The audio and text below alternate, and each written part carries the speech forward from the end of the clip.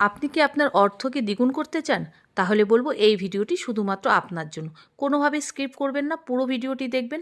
আর ভিডিওটি দেখবার আগে অবশ্যই চ্যানেলটিকে সাবস্ক্রাইব করবেন, যাতে আমার দেওয়া প্রত্যেকটি ভিডিও সবার আগে আপনার কাছে পৌঁছায়। আর পাশে থাকা বন্ধুকে শেয়ার করবেন, কমেন্ট করতে কেউ ভুলবেন না। তো চলুন জেনে নেওয়া যাক।